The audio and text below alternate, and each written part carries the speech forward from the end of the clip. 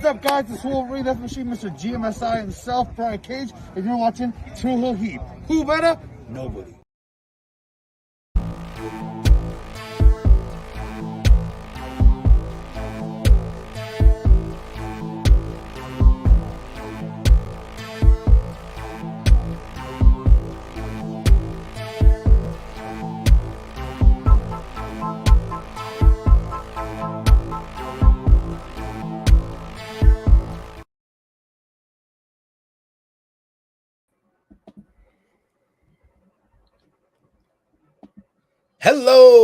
Hello. It is me, your True Hill Phenom SP3. We are live on the True Hill Heat YouTube, Facebook, and Twitter for our ROH Final Battle 2022 preview. I am here with my esteemed colleague, one of my favorites in the wrestling media world. You've seen him on Late Night Grin. You've seen him on Wrestle Paris. You've seen him over in the past on Fightful. He is a man who is well-versed in professional wrestling and well-versed in Ring of Honor.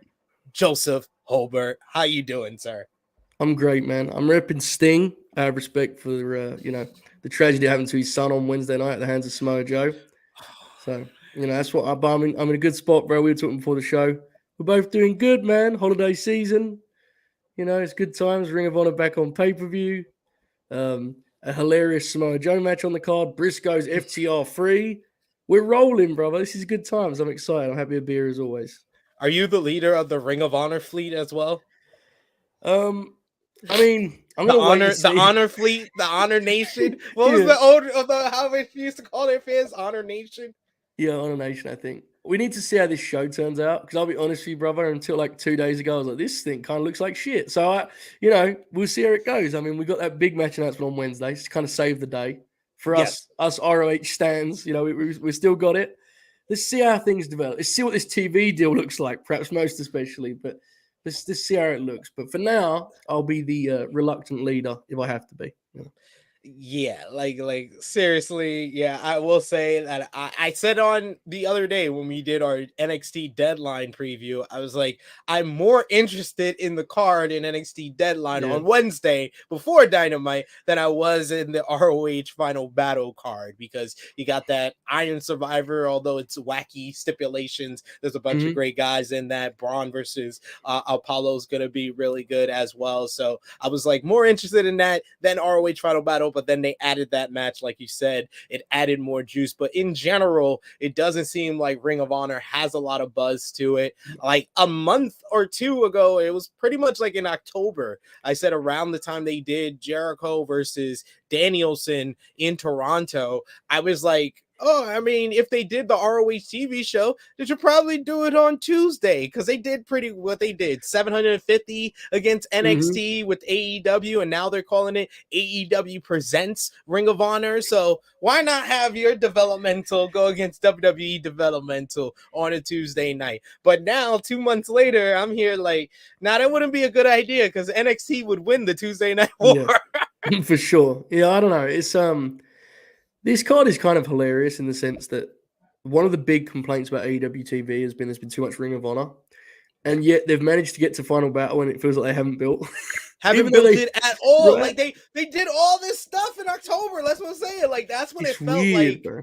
They were doing a lot of stuff. Jericho would have like a weekly title defense and stuff like that. You had the stuff going on with Daniel Garcia then. Wheeler Yuta then popped up. He had a story with Bryan Danielson. And there was a lot of different directions that they go in. And I said it when we did the Full Gear preview. I said that four-way should have been on this card. And I think the card overall would be a lot more interesting than it is right now.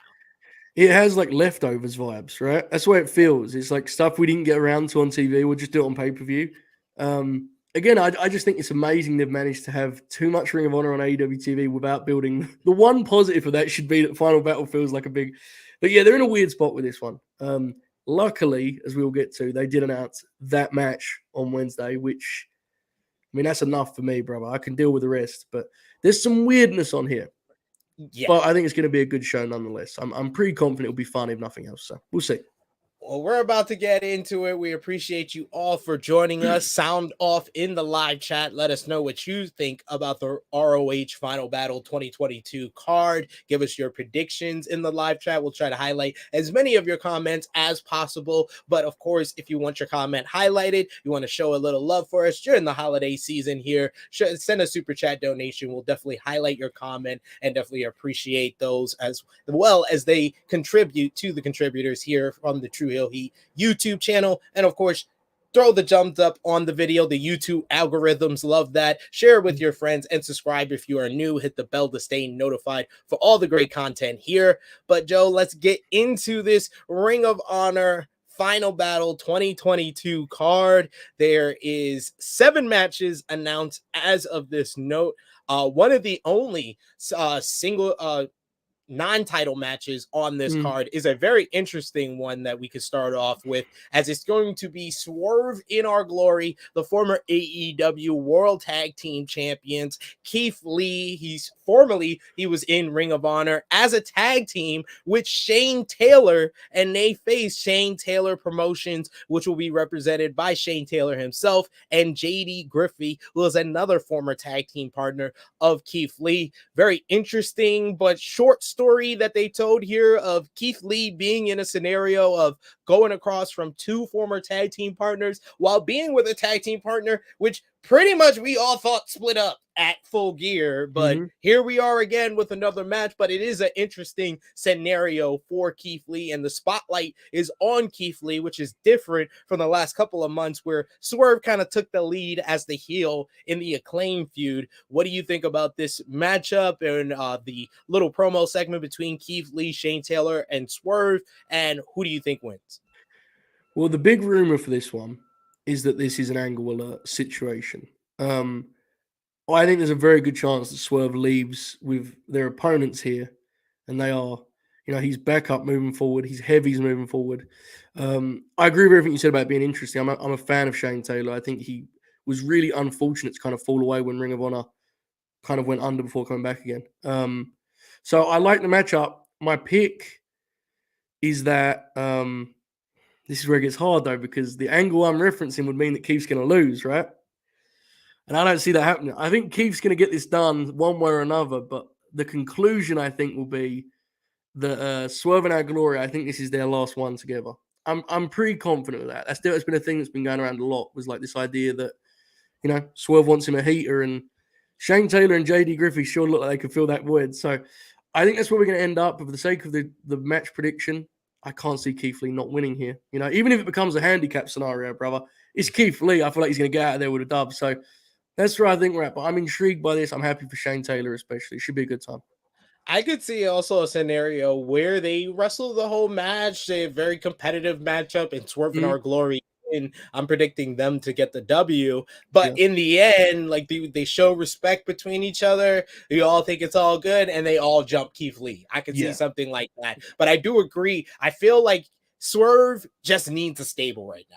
He needs either a title or a stable, and I think the quickest thing is a stable where you can throw, Shane Taylor, JD Griffey with him. If you want, I personally suggested AR Fox with him due to their history with each other. That would be a lot of fun, but I think Swerve needs his own stable, because especially if he's going to go against Keith Lee and you want that to be maybe a longer program, that makes it more interesting if Keith Lee is going against a whole stable, because no matter what, even in the end, if it overwhelms him and Swerve wins the feud, Keith Lee's going to look good by beating up a whole bunch of guys at once. Yeah, absolutely. And if you imagine that, if you assume that's penciled in for Revolution, and you put AR Fox and you have these 2 guys in there, I mean, that gives you 3 TV matches for Keith Lee, right? Like where you can get some juice out of the Shane Taylor one, especially. So exactly.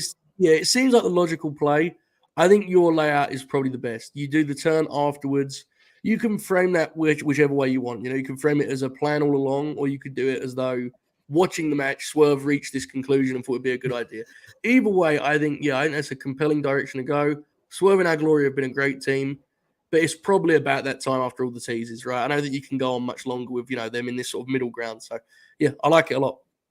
Yes, this is a very interesting match, but I think it is going to definitely deliver on this card. Might be one of the better matches on this card when we talk about Ring of Honor Final Battle 2022. Let's talk about one of those championship matches, pretty much championship matches for the rest of the card, as we got the ROH Women's World Championship up for grabs. Mercedes Martinez defending against Athena. Athena has been doing a slow burn heel turn over on AEW Dark after her very controversial match with Jody Threat, which got a lot of attention for Athena being very aggressive and physical with Jody Threat, and it's been a character change ever since then with her roughing up kind of the jobbers on AEW Dark. She brought that to Rampage, defeating Madison Rayne, and then after the match attacking Madison Rayne, and then doubling down on that in one of the biggest heel moves that you could do in AEW, striking Aubrey Edwards. And this brought out the return of Mercedes Martinez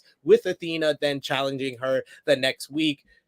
Who do you think walks out with the ROH Women's World Championship, Joe? And what have you thought about the Athena character change? Well, I think I'm going to go on a limb here and say I think this is the lock of the night. I think I'll be stunned if Athena doesn't take this one. It just feels like it has to be her time to win the belt, right? Like she obviously went for the AEW belt, the TBS belt as well. She's turned heel, as you mentioned. It feels like her time to win. So I think this is one I'm confident on in terms of result.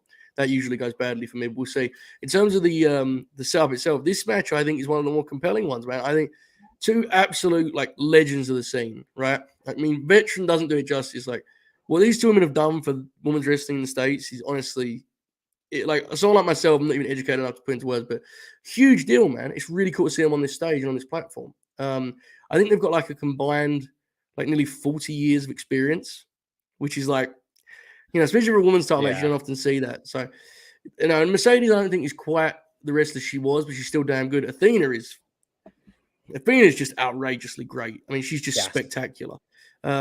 So the build itself has been, as you said, about Athena turning heel, and I've liked that, and she's been great in that role. I loved her comments on Busted Open about, she has to watch Mox and all these guys whack each other and no one gives a shit. I love that.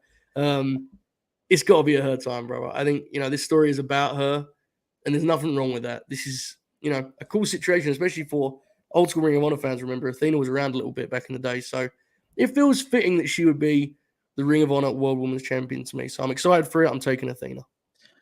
I like the pick, and I agree with you. Athena in her hometown, I think, gets the win. It just makes too much sense for her to get the W here. But talking about, I've gotten a bad rap as far as Athena, Joe, because of the Ember Moon run. When I first started doing podcasts, I made fun of the Ember Moon character because it just didn't fit. A lot of the promos that she did, especially if you remember the Asuka feud in 2017 in NXT, where they presented this Ember Moon character as dark, mysterious. She's got different colored eyes. She does the cool eclipse move. And then she lost to Asuka, and then she's complaining about Asuka cheating and doing emotional promos in arenas, and she wasn't really good at that. And I was like, no, this doesn't fit the character. The whole character fell apart. I started ripping it apart because that Ember Moon character, you can tell, did not fit her, because I liked Athena when I saw her on the independent scene. I liked Ember Moon in the ring. I just didn't like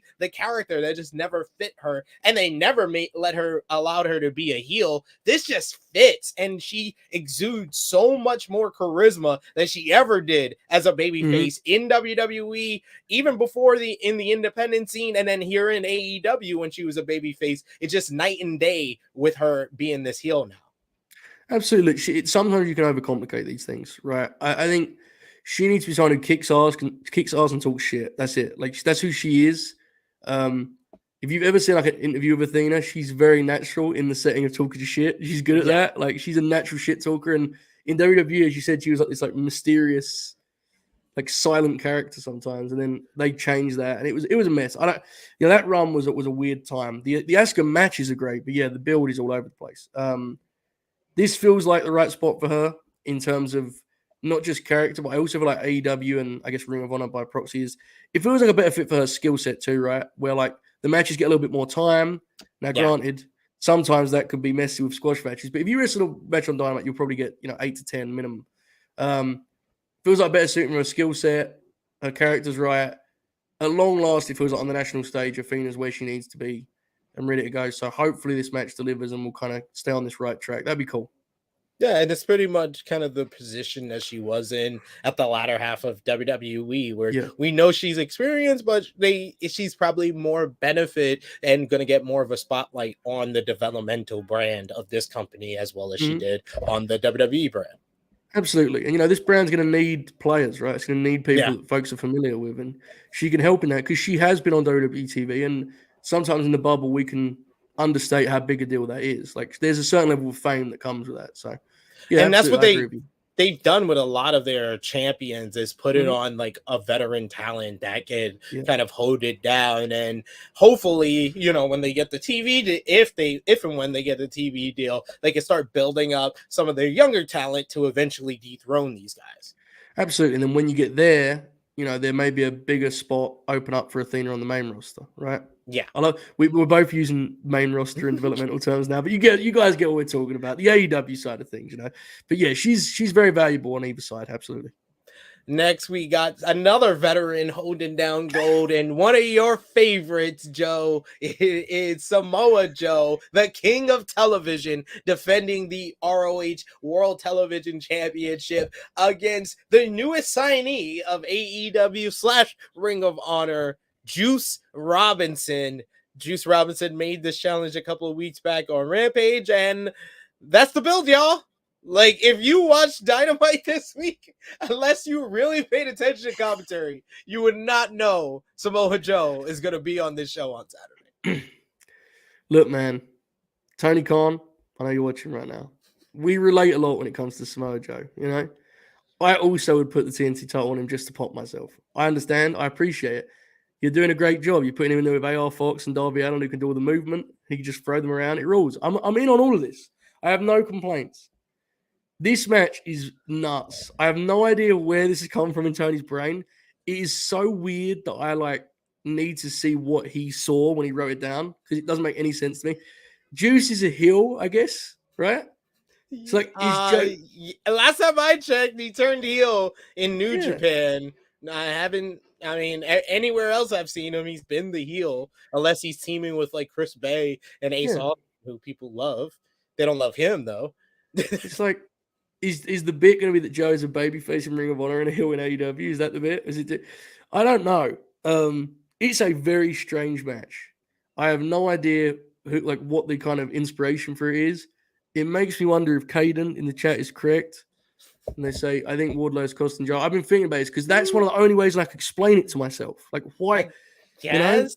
I don't think that's what they're gonna be doing though, because they have started referring to Samoa Joe as the king of television. He's got lower thirds that say king of television. He's now when they talk about this match, they're gonna call him the king of television. I think they're gonna come up with merch that say king of television. He needs to hold on to both television titles for a little bit longer because of that. I'm with you. I get where Caden's coming from because I think we're all just trying to make sense of this. It's a weird match. Even the fact that Joe wrestled Darby on Wednesday, right, makes it even stranger because that was such a cool match for Joe. And now you have Juice Robinson. And look, to be clear, Juice Robinson's a cool wrestler. I have no issue with Juice, but it's just a style matchup's odd to me. Nonetheless, I'm sure it'll be fine. If this was Joe, babyface 2018 Juice Robinson, I think I'd be excited for this match because Juice can play the underdog babyface against Joe. But yeah, you're right. The alignment and everything just doesn't make sense, and they've done nothing to kind of establish Juice's character outside of what we've seen from him in other companies. So I got Joe winning this because I don't see. What's the reason for Wardlow to even be here? We're really gonna just have Wardlow take a trip to just take the title off of Joe to put it on Juice Robinson? Yes, so we're begging for Wardlow to cost Joe so Juice Robinson could be ROH television champion. If this was Bandito, then I'd be with you. But this is not Bandito. This is Juice Robinson. Rock hard Juice Robinson. I agree. Yeah, I can't be against Joe. You're right. It's just weird. I don't know the situation. The idea that this whole pay-per-view has the promotional material with Joe and he just end up wrestling Juice Robinson, it will probably be a 10-minute it's just a 10-minute TV title match no one will remember. Maybe it'll be good, man. I don't know. Tony sometimes has these ideas and it's weird. He's onto something. So we'll let it play out. you can't bring us down this week anyway. Us Smojo loyalists, we got a 4-star match out of the big man in 2022. You know, it's My fine. match of the night for this week's Dynamite. It was great, man. It was great. So we can't lose here. You know, keep it above 2 stars, and we roll the momentum goes forward. King of television, brother. You know what I mean? Yeah. When was the last time Joe had 2 matches above 2 3/4 stars in a week? Come on. Late 90s or some shit, bro. No, it's been a while, though. It's been a while, though. Love to see it. Love to see it. Let's talk about another one of these title matches on this card, as they're going to have the ROH World 6-Man Tag Team Championships up for grabs, as Dalton Castle and the boys will face the Gates of Agony and Brian Cage of the Embassy, with Prince Nana in their corner. Dalton Castle and the boys, I believe, won these titles at Death Before Dishonor, or one of these Tony Khan ROH pay-per-views. But yeah, Death Before Dishonor. They've held it since then. We've seen Dalton a few times, had a match with Chris Jericho for the ROH World Championship. He was in the Battle Royal this past week, had an interaction with Brian Cage in there. Brian Cage has interacted a little bit with Dalton Castle and the boys also on AEW Dark. So we're finally going to see the Embassy here, who has a pretty good record as a trio. They've been undefeated in ROH. They've only taken losses in AEW as a trio here. So I think I'm going to go with the Embassy taking it here. I thought that was what they've been doing on the 2 previous Tony Khan ROH shows. So I think they're going to pay it off here, especially since we haven't heard any news about Dalton and the boys being signed to Ring of Honor or AEW. Yeah, it's one of those deals where, you know, Dalton's great and the boys, the act is fun, but like, if the Embassy doesn't win here, it kind of feels like you might as well just give up, right? Like in terms of them being a serious heel act, like, they have to win here. That's not an indictment of the babyface. It's just the situation you're in. I kind of think Dalton's act is, like, in a weird way, a better fit for AEW than Ring of Honor at this point, in the sense that, you know, Dalton's at a point where, like, physically he can't do what he once could, and that's fine. But the crowds love him, and he's a good, good comedy guy for the mid card. And it's like, in some ways, he's more valuable on a TV show where he can be that than where he's a former world champion who you have to present a certain way in Ring of Honor. So I honestly feel like not only should the Embassy win, but I think Dalton should probably, you know, his act should be over on TBS rather than wherever this thing ends up with Ring of Honor. So it'll be a fun time. Obviously, you have to be careful how you agent this, because you don't want, like, Toa Leona, you know, like taking flat bags for the boys. Like, you got to be careful with that stuff. But it'll be fun, I think. I think they do a good job with these trios matches with the boys, where really the boys never really get any of that type of offense on anyone. They're mainly used as weapons by Dalton. That's the only type of offense that they get, which I love them, and I totally agree with you. He is more suited for an AEW where he could be a lower to mid card comedy character, and those type of things get over in AEW, as we've seen with Danhausen, and to a greater success with Orange Cassidy. Like, if you have that as your kind of the prototype, and you bring in Dalton Castle, who's completely different from those two, I think it will work out. And it's already happening too. Like, the live crowds in AEW shows go crazy for Dalton, and He gets over every single time. It's wild, bro, because people from the same era of Ring of Honor don't get any real response. You know, it's just, but people like Dalton, and if they don't know him, they like him within 2 minutes of watching him. So yeah, it's absolutely, I mean, it's a compliment to him. Like, you laid out perfectly. There's a prototype there. There's an archetype there. So I think that's where, you know, I would look to move him after this pay-per-view. But this should be an emphatic dominant showing, I think, for the Embassy, for their sake. That'd be probably the right move.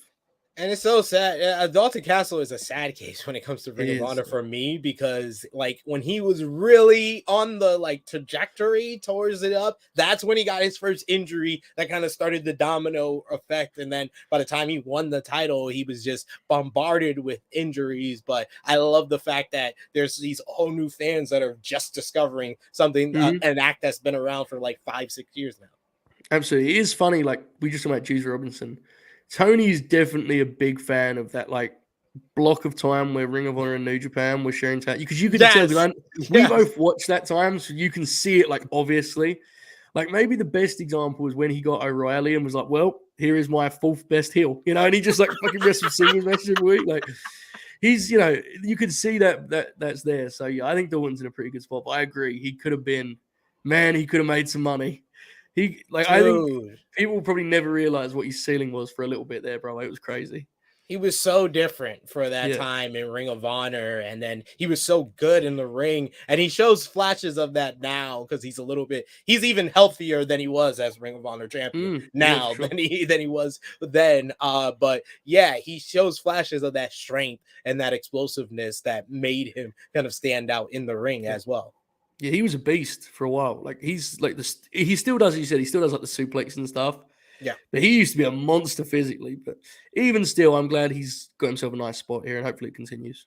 Hopefully so after this, but we both got the embassy, it seems. Let's go on to the ROH Pure Championship as Daniel Garcia will defend against the former champion, Wheeler Yuta. This is the third of a trilogy of matches between these two men, which started at ROH Death Before Dishonor. They had a great matchup there with Wheeler Yuta getting the victory there. Then they had a rematch in Daniel Garcia's hometown of Buffalo, where Garcia became the new Pure champion. We had a period of time where it seemed like Bryan Danielson was in the middle of these two men after Daniel Garcia turned on Bryan after Bryan tried to recruit him into the Blackpool Combat Club, and Wheeler Yuta kind of felt like I wanted to be in the Blackpool Combat Club. You didn't need to try to push me and recruit me. Got mad at Bryan for it, but now we are back to the two men central to the Pure division for Tony Khan's Ring of Honor. Who do you think wins this third of this trilogy, Joe? This one's very interesting, I think. My gut is telling me Yuta, but like the reason I'm questioning that so much is it feels like Garcia's not done anything with the belt. Now, seriously, nothing. Has he Yeah. even? I know he's defended it on Dark and Elevation and stuff, but Not on TV, I don't watch that stuff. I'm sorry, but you have completely dropped the ball with Daniel Garcia in the past month and a half. It's brutal, man. I love Garcia, and I'm genuinely bummed out about how like little I'm excited for this match because. And I think, I remember we did the preview together. People can go back and watch. Like, I was pumped for the one at Death Before Dishonor. Yeah. But both guys feel like they've cooled off so much, especially the last couple months for Garcia. Yuta's kind of been more gradual. But since the turn back, they've kind of let Garcia just go way to the background. It's been very frustrating. I'll take Yuta just because I hope this is the end of the whole angle and the babyface is going to win and that'll be it. But the big thing for me is, man, I just hope both these guys can have a performance and a match that gets them back in the headlines. Obviously, I think we all think highly of both of them. Like, I think Garcia especially is like money. I think he's just great. Obviously, he has some things that will come with experience and time, but I'm a big fan. So I'm excited for it when I really sit down and think about what they can do. But unfortunately, there is just no hype for it, which is a shame. But I'll take the title change for my prediction, I think. Yeah, we got Caden saying he thinks that Garcia was getting very bad readings, so they pulled the plug. I can understand that, but you could have done it in a more smooth way. Yeah. Like, it was just like 1 week he's like in the central character in like the main event spot in one of the main stories and actually making the BCC and J.A.S story actually interesting for sure with him kind of in the middle of it, and then they just dropped it. Mm-hmm. Yeah, no, and then they had something interesting with Willie Yuta for a few weeks with Bryan, and then they dropped that as well. It felt like Sammy was a part of the Garcia. Like, Sammy became more important the less Garcia mattered in that story, right? It was weird. Yeah, I don't know. Let's be real, man. We'll talk about with Claudio and Jericho. I mean, this whole thing has been a mess for the last few months. Like, it's dizzy. I don't even know what they're fighting about anymore, bro. Just end it. Get it over with, you know?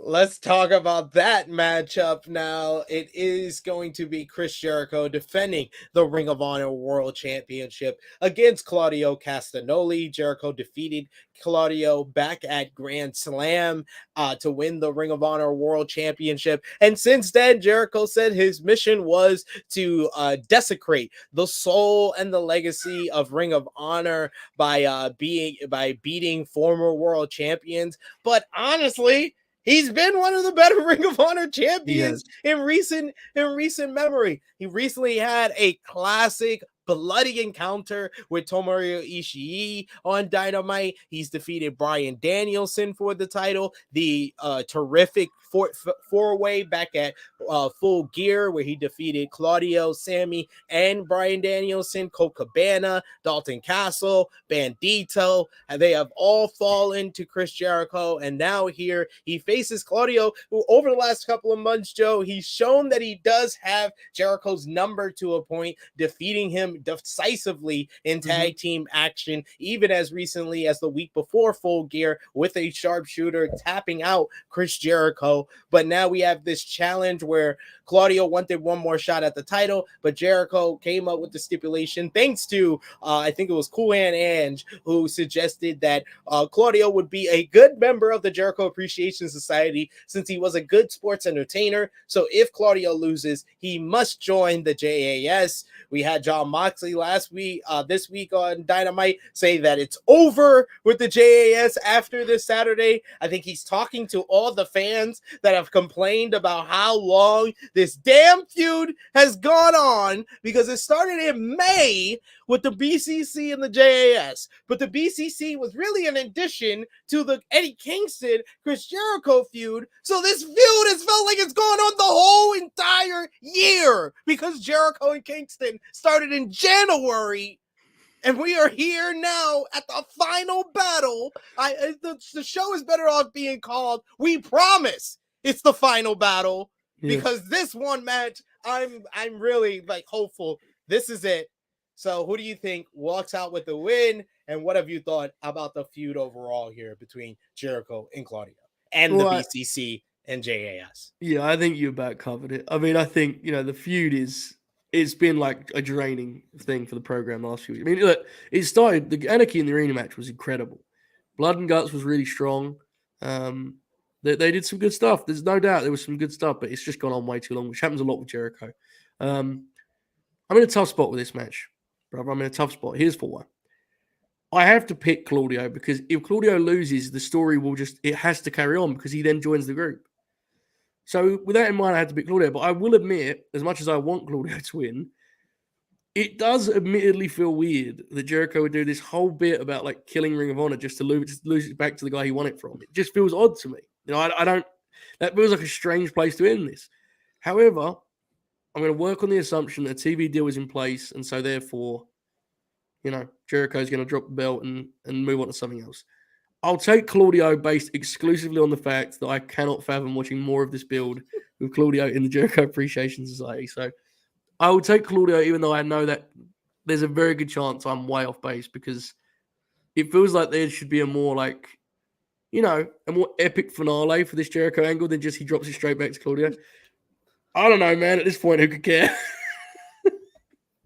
What do you think? I don't know.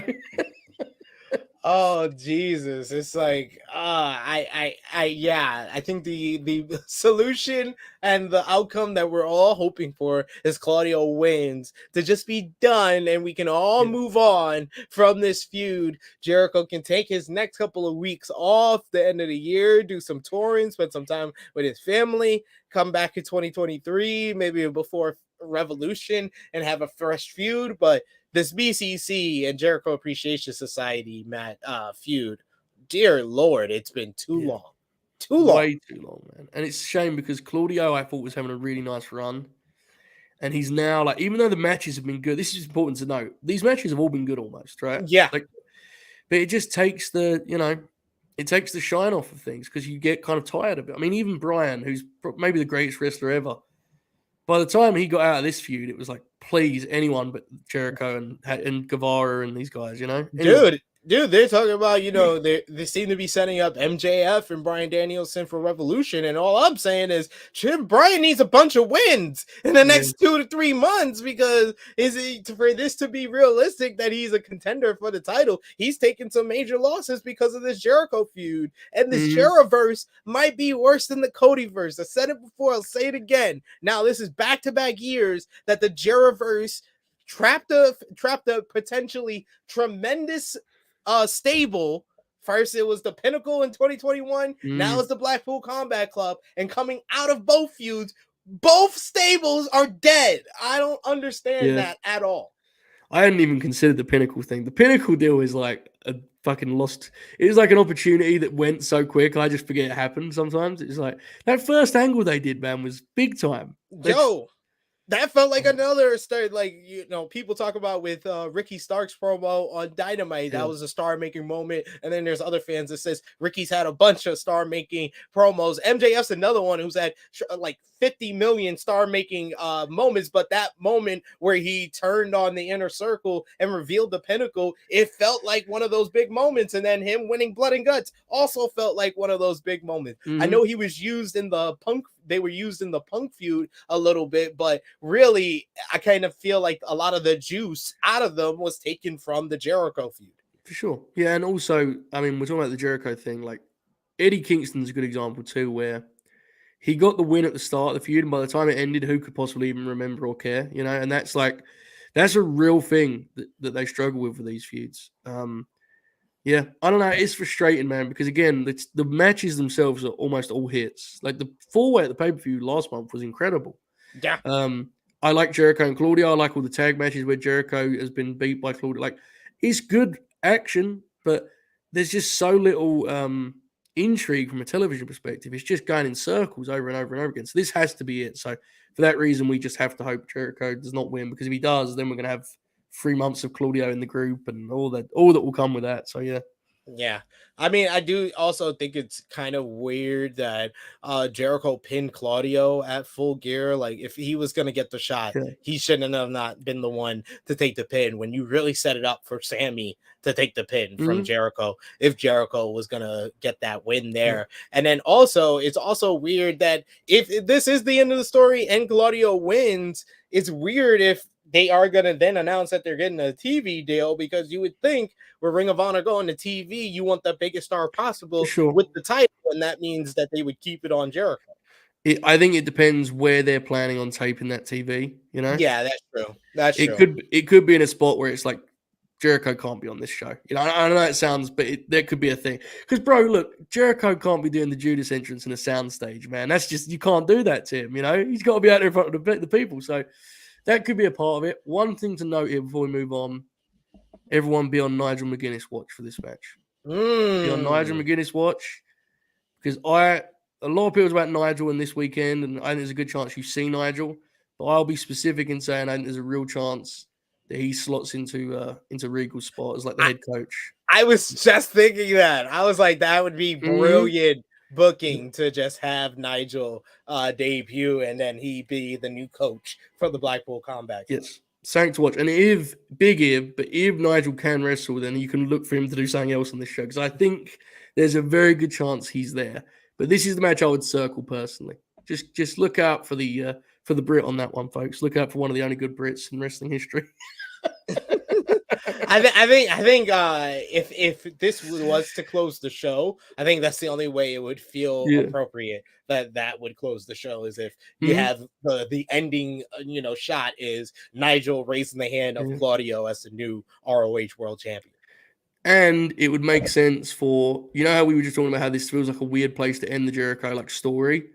Nigel would make it more logical, because he is look, Claudio's a Ring of Honor guy, but not to Nigel's. Nigel's like a top 5 Ring of Honor wrestler ever. So, yeah, I think that's something to watch for sure. Absolutely. It seemed like to me with the story, it was setting up for Joe to beat Jericho. Tell me about it, but bro. I feel like plans just changed and they decided to go with Joe Wardlow and then eventually the Joe heel turn. Brother, this show's on at 9 p.m. here in Great Britain. This never happens. Never happens. You know that. It never happens here, right? I bought this pay-per-view legitimately like 6 weeks ago on the assumption that, because for some reason I was convinced that Samoa Joe was going to be winning the world's title here. And I've ended up with Samoa Joe versus Juice Robinson. Let me tell you something, bro. My wallet needed that Briscoes FTR match. I was fucking cooked. I was washed up. I was finished. You've been looking at that bill for the past 2 weeks. Like, what did I do? Bro, I was sweating bullets, man. Darby cut that promo. I was like, oh, Darby and Joe. Nope, Dynamite. Juice Robinson and Joe. Well, I've made some transactions in my time. But that was rough. That was rough. He's like, I made my bed. Now I gotta lay in it. Bro, FTR came through in the end. They got me out of this thing. They got me out of it. But yeah, it'll be something. Wow. Nikki Boy says that would be insane. Nigel as the new BCC coach would be amazing. Rickety saying make it players for Nigel. Absolutely. Why not? Yes. Why not? Caden says Danielson kind of hinted on the sessions that he and Nigel had very similar injuries. Danielson just lied to WWE about it. That is true. Yeah. Absolutely. Yeah. Nigel's also said, now look, folks, I don't know the situation, Nigel. I've not done his medical, but I know he said a couple of years ago that he said like he could, if he wanted to, he could wrestle. It was a choice because he was concerned about his memory, which, fair. I get it, but I don't know the situation genuinely. It's not been reported on much at all, right? Nigel's thing, like, so we'll see. We'll see what happens.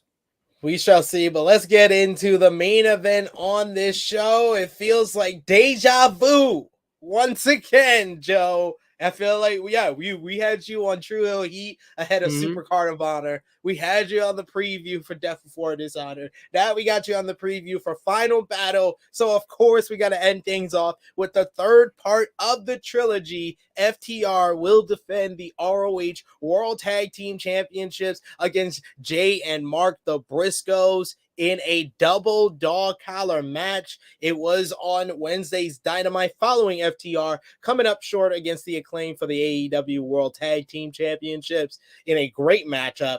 The Guns showed up on the screen with a message from the Briscoes saying that they wanted a match at Final Battle, a double dog collar match with FTR accepting. Briscoes then posted a video with their own promo talking about it. Briscoes are just great, by the way. Like, why aren't these men on television? WBD, get out your ass about stuff they did 10 years ago. But just a great promo. Go out of your way to see it. It's up on Jay's social media talking about this could be their 13th time that it's great if Bret Hart versus Terry Funk 100 times and 99 times it was a regular wrestling match, Bret Hart would win. But that one time that it was a hardcore match or a death match in some way, Terry Funk would win. And that is their theory they are going with against the Briscoes, because the Briscoes are the Bret Hart marks. They are purist wrestlers,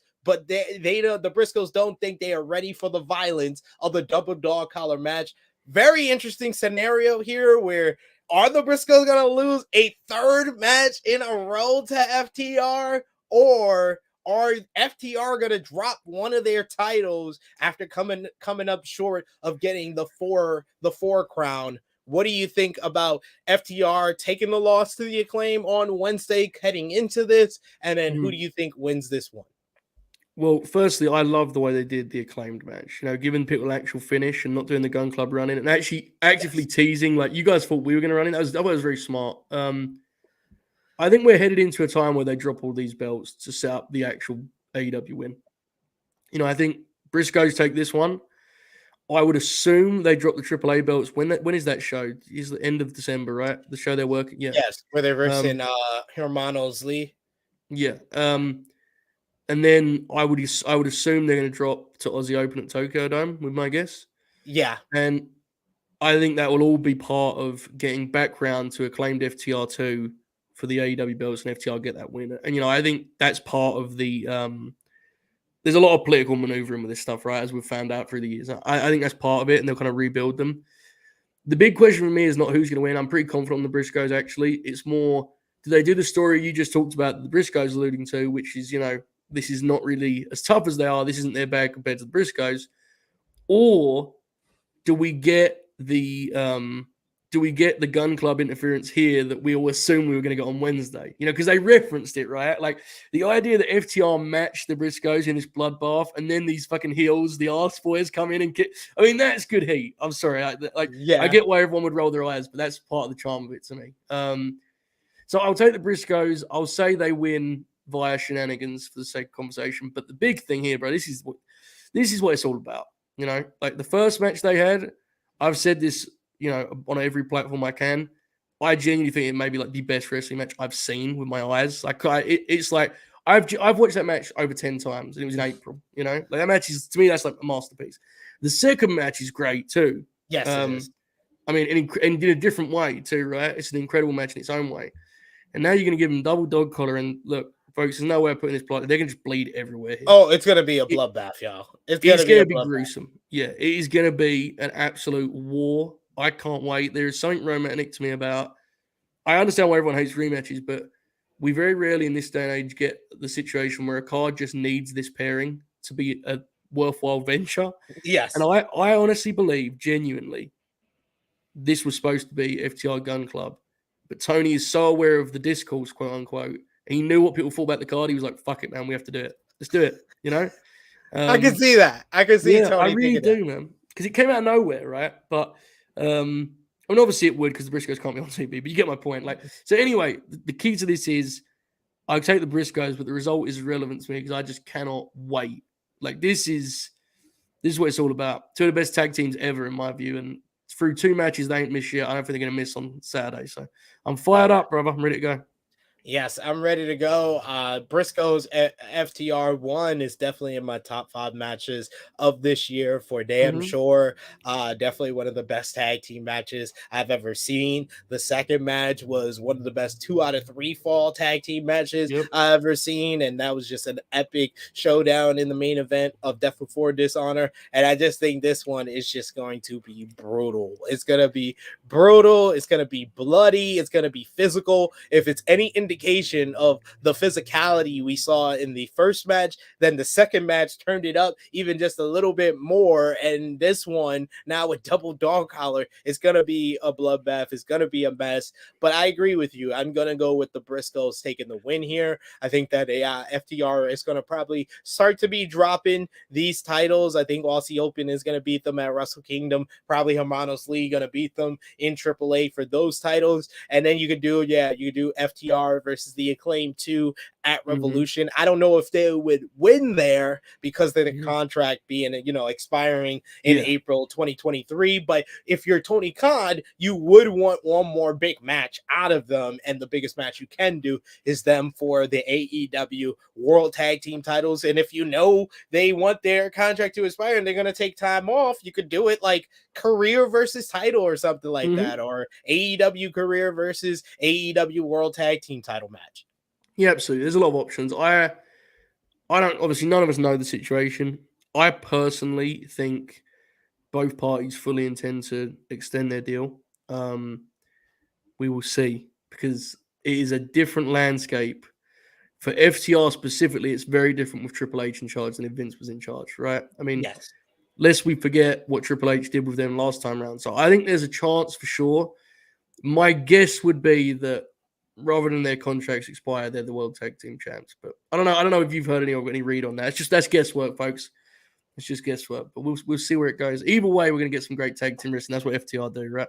Yeah, and I could see them. I could see Tony presenting them with the opportunity to be AEW World Tag Team titles as a little incentive to sign maybe a 1-year extension, because I think that, even with the reports from Fightful saying that they want to have their contract expire and take 1 year off and maybe work a few independent shows, I think even with that, you would want your deal or to be negotiating between WWE and AEW more in 2024 than 2023 when they signed their TV rights deals. So I think even if Tony presented them with like a 1-year extension, I think they would think about it. I agree. Look, here's the thing. I got huge love for both Cash and Dax. I think Dax is... I'm probably going to vote for Dax for my wrestler of the year all out, like outright. I just think he's been great. But it's one thing to say, like, yeah, we may just work the indies for a year. It's another thing to do it when some of the money they're going to be offered here in about 3 months, 4 months. I don't know, man. That'd be pretty crazy. So, yeah, I agree with you, though. 1 year deal is interesting. I hadn't considered that. So, either way, I got a feeling the top guy is going to make some pretty good money here coming up shortly. So, good luck to him, man. I mean, this year has been special for them, right? And this is probably going to be their last big-time match of the year, you would assume. Yeah. You would hope for their health. It is their last big match of the year. They can chill a little bit after this for a bit. But yeah, it's been a special year. I think this will be a fun way to, and by fun I mean an absolutely horrifically violent way to close it out with the Briscoes, which it's been a great series so far. I can't wait. Dude, like I don't know if it was possible for them, because I thought, the first Young Bucks matchup in 2020 was excellent, a beautiful love letter to, tag team wrestling. But did I think it was as great or as all-time iconic for their career as the DIY match from TakeOver Toronto in 2016? No. And then they had the Briscoes match in Super Card of Honor, and then it was like they finally had a match that eclipsed that. And then they've had probably the second one, as well as the Aussie Open matchup, as well as I think that a lot of people don't give as much love to the Young Bucks match on Dynamite in Philadelphia. That was amazing to watch live, and I gotta rewatch a lot of AEW matches as we close out the year. But been a great year, man. And also, I mean, the other thing too is when you talk about like Dax's year, this match isn't on the level of the ones you just said, but do you remember when Punk and Mox worked FTR on TV in Atlantic City? That was killer. Great. Yeah, and Dax had the match with Punk's in a singles. He had the match with Ospreay, where he stopped Will off his feet. And he's had some killer matches. Match with Adam Cole. It's been a year, man. Like it's been special for those guys. So the match with Cash. That was another one of my favorites. When you talk about Dynamite, man, Dynamite's had probably the some of the best matches of the year on it throughout this year. We got it. Riggity's asking, is Taven WWE bound? From everything we've heard, they are, along with Maria and Mike Bennett, signed with AEW and going to be working for Ring of Honor. I believe they'll probably get maybe a 0-hour match announced on Rampage or something like that. Yeah, I would assume so. I mean, there's actually a few folks I expect will be a lock to be on this card that haven't been booked as of yet. We'll see if the 0 hour comes into play. One thing that surprised me, Kent is working a lot of US dates right now.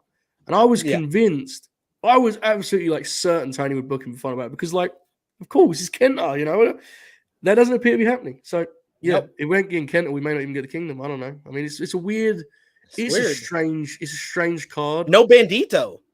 Yeah, that's wild. I didn't even think that's wild. Bandito, Roosh. Yeah. After Roosh had one of the best matches on Death Before Dishonor with him and Dragon Lee. I remember that match. It was insane. Dragon Lee, he worked the trios match. They took his mask off and beat the shit out of him, and then he's never been back since. Where is he? Is that it? I mean, they had the whole thing where Lee Moriarty said he was going after the pure title. That went nowhere. Oh, damn. I forgot about that. Yeah. He's hanging with Big Bill now, bro. Big Bill. Him and Big Bill Morrissey. Big Bill is crazy. When I saw Tony tweet it, I was like, I don't know if I'm disgusted or or just dying of laughter. But yeah, that is the card for ROH Final Battle 2022. Of course, join us here live tomorrow, 4 p.m. Eastern time for ROH Final Battle 2022. Watch along. Romeo will be hosting along with a bunch of people joining us for what will be a busy day of shows from professional wrestling. But gotta thank Joe Hulbert for joining us here on the preview. Joe, please let the people know where they can follow you on social media, all the great things you're doing. You are a busy, busy man. So let the people know. Appreciate you, brother. LateNightGrin.com will clue you in on everything. We post all of our Twitch archives there. We're generally on Twitch, twitch.tv/LateNightGrin. But if you go to LateNightGrin.com, you'll see all that content. You'll see if you like it. You might not. Probably not. It's wrestling content, right? I mean, who needs it? But LateNightGrin.com and also WrestlePurist.com, where I'm a combo god over there, as you know, brother. I'm helping out. I'm doing things. I'm on WrestlePurist Worldwide every Monday. So they're the places to find me. If you like this, you'll probably like some of that. If not, you would not like it or stay away. It'd be bad for you. But I appreciate it, brother. Always a pleasure to come on here. Always fun. Stay bad. It'll be bad for you. Great. Yeah, man. Great. Follow me on the Twitter machine at TrueHillSP3. You can follow the gang Facebook, Twitter, Instagram at TrueHillHeat. Subscribe to the THH Sports YouTube channel this weekend, Sunday NFL watch along. So join us for that. Patreon.com/TrueHillHeat. $3 a month exclusive content over there. We always appreciate the support. And Twitch.tv/TrueHillHeat. Gaming, where we're doing our gaming content over there, as well as watch-alongs every Thursday. Blunt Impact, check out Blunt Impact 101 from last night. Speaking of watch-alongs, you got on Saturday ROH Final Battle 2022. You also got NXT Deadline, so we'll be here live 8 p.m. Eastern time for that one, as well as check out our NXT Deadline preview and predictions from earlier this week, as well as myself and Jimmy Macaram on AE Ramble number 71, reviewing AEW Dynamite. Yes, that is AE Ramble number 71, paint thinner and ass, Joe. This is what I get when... Great stuff, bro. That's tremendous. Absolutely. And then tomorrow, 11:05 a.m. Eastern time, Tree Hill Heat 204. Myself, Miss Chrissy Love, and special guest of Post Wrestling, Andrew Thompson. So join us live for that one. Go over, follow Joe Hulbert, subscribe to all his channels, Twitch, as well as YouTube. Of course, it is me, your True Hill Phenom SP3. This has been our ROH Final Battle 2022 preview. We are signing off.